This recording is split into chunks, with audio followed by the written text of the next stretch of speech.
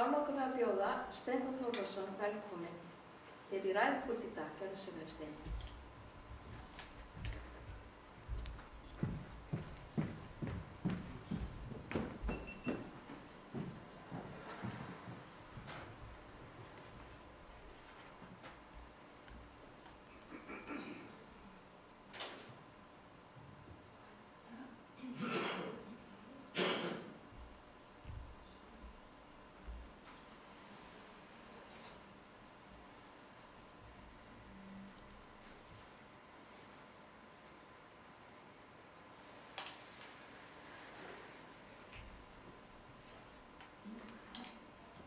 Þið hafið oft heyrt mig segja það og ég ætla að segja það einu sinni enn.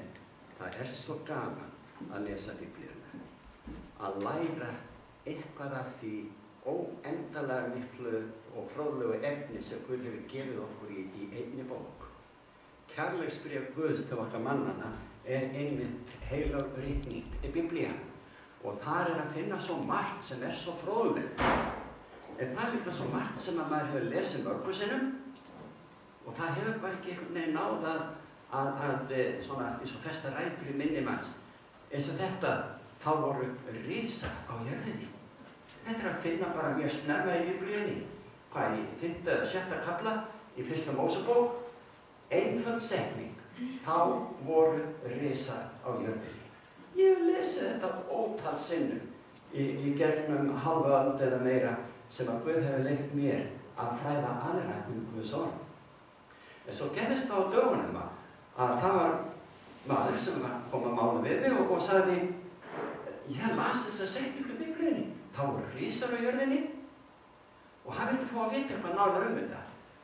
Og ég hugsaði með mér, ég má til með að lesa meira um þetta í ritningunni og fræða við minn, hann er hérna staddur í dag, Gústaf. Þessi predikun kemur til einmitt vegna þín og þinnar spurningar. En já, við vorum upp á þakki held ég, þegar spurðum við þetta að gera nýtt þakk. En það er ykkar vegna ekki síður að ég kenni þetta efni í dag.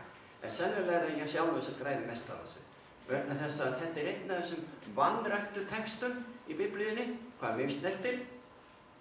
En vegna þessara einu spurninga frá einum einstaklingi að þá hef ég upplifað yndislega samveru með Guði og Guðs orði að fræðast risana sem voru hér áður fyrr á jörðinni. Er þið tilbúið fyrir það sem Guðs orði er að segja okkur? En þá verður ég líka að sætta okkur við það að ég vitna í ýmsa aðra texta en sem segja þá voru risar á jörðinni. Því að Biblían hefur bara talsvert að segja þetta. Og þá voru margir risar. En þegar við lesum í orði Guðs þessa stórvöxnu menn og konur að þetta var ekki fráhrindandi fólk, þetta var ekki hræðilegt fólk, þetta var Guðs fólk í eina tíð. Og þetta fólk það lifði miklu lengur en við gerum í dag, 10 sinnum lengur en við gerum í dag og jafnvel meira. Og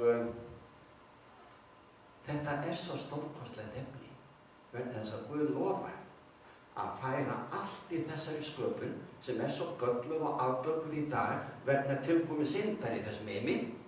Hann hefur lofað að endurskapa og gera okkur alveg ný og byrja alveg upp á nýtt með mannkynið sem þýðir að þá verður fólk Guðs hávaxið á ný. Við skulum skoða þetta nánar. Við skulum bara byrja og í 1. Mósebók í 6. kafla þá segir mönnunum tók að fjölga á jörðinni og þeim fæddust dætur, sáu synir Guðs að dætur mannanna voru fríðar og tóku sér konur meðal þeirra, allar sem þeim geðjuðust. Það voru karlar og konur. En einkennilegt orðalag að synir Guðs komu auga á fegurð kvennanna og þá er það kallað dætur mannanna. Af hverju? Ekki vegna þess að dæturna væru meiri syndarar heldur en kallarnir á þessum tíma.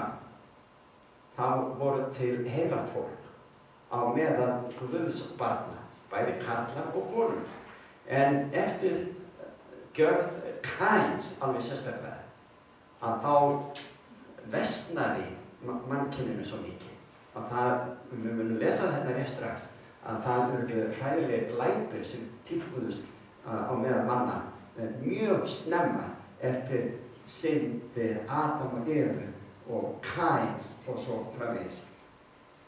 En hér sagt synir Guðs, þar áttu við bæði karla og konur sem komu auga á fólk hinum megin í baráttunni milli hins góða og illa. Og þá voru dætur mannanna eins konar lykilorð þarna í þessari framsetningu í Guðs orði, einkennandi fyrir bæði karla og konur sem að gjörðu, verk mannanna en ekki Guðs. Með öðrum orðum, þá voru til gott fólk og vont fólk, bæði karlar og konur beggja megin. Við skulum halda áfram og sjáum við þarna í 6. kaflanum, það frá 5. versi, drottinn sá að illska mannsins var mikil á jörðinni. Hugsið ykkur, þetta gerði svona snemma að illskan var svo yfirþyrmandi mikil strax í upphafi að það gerðist ekki bara á nokkur þúsund árum, heldur yfirþyrmandi mikil vonska mannanna. Og allar hugrenningar hjarna mannsins voru ekki annað en illska alla daga. Þá iðraðist drottinn þess að hann hafi skapað mennin á jörðinni og honum sárnaði það í hjarta sinni. Auðvitað sárnaði skaparann. Hvernig komið var.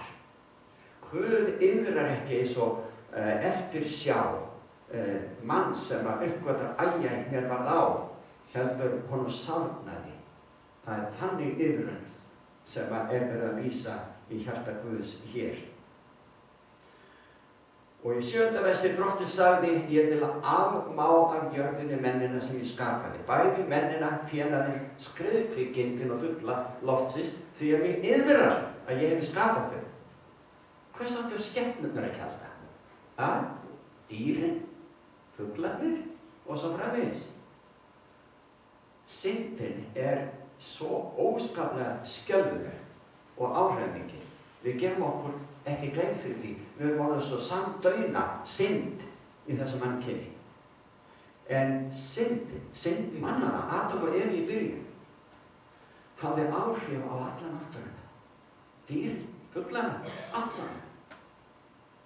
Og þess vegna áformaði Guð og gerði, hann framkvæmdi það, þegar flóðið kom, Nóaflóðið, að afmá allt líf nema þá sem þáðu far með örkinni.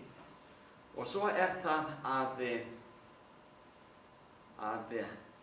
Guð ætlar að byrja upp á nýtt. Alveg eins og við vitum að hann ætlar að byrja einu sinni upp á nýtt.